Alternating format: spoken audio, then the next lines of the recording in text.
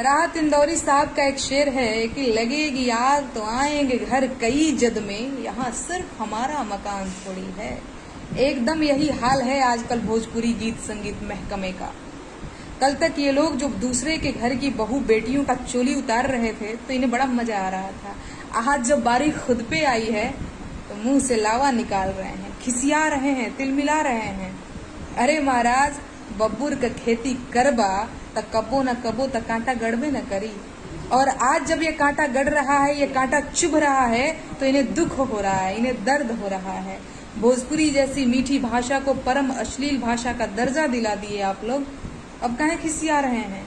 एक बार भी आप लोगों ने नहीं सोचा कि भोजपुरी भाषा और इलाका वहाँ के सिर्फ मर्दों की भाषा नहीं है बल्कि औरतों का भी है। लेकिन आप लोगों ने इतना गंद मचाया कि राह चलना मुश्किल हो गया है अब तो औरतों का। पैदल चलो तो पान की दुकान पे, ऑटो में बैठो, टेम्पो में बैठो तो अलग संगीत में धमकी दी जा रही है चोलियां उतारने की। तो ये आप ही लोगों का फैलाया हुआ कीचड़ है। और जब खुद पे पड़ रहा है तो इन्हें लग रहा है अरे यहाँ गंदा हो गया, वहां गंदा हो गया। एक बार भी आप लोगों ने नहीं सोचा।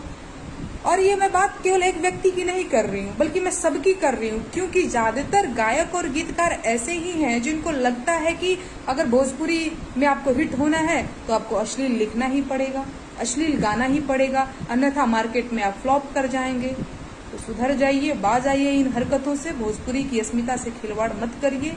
आपको ये समझना होगा कि आपका ये फूहड़पन भोजपुरी को कभी भी स्वतंत्र भाषा के रूप में स्थापित नहीं होने देगा।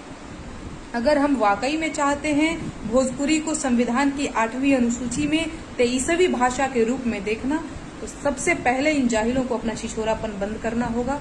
गंदे गीत नहीं लिखने होंगे, गंदे गीत नहीं गाने होंगे, क्योंकि अगर भोजपुरी बोलने वाले ही भोजपुरी की इज्जत नहीं करेंगे तो और कौन करेगा। और आपको कोई हक नहीं है कि अपने हित के लिए आप हमारे हक मारें। हमें पूरा हक है कि हम एक साफ सुथरे समाज में रहें। संविधान का अनुच्छेद 21 हमारे इस अधिकार का रक्षक है, ठीक ना? तो आप लोग इस चीज को समझिए। गंदे गीत लिखने से और गंदे गीत गाने से बचिए। फिलहाल के लिए बस इतना ही, लेकिन भोजपुरी गीतों में अश्लीलता के विरुद्ध हमारी ये मुहिम आगे भी जारी रहेगी।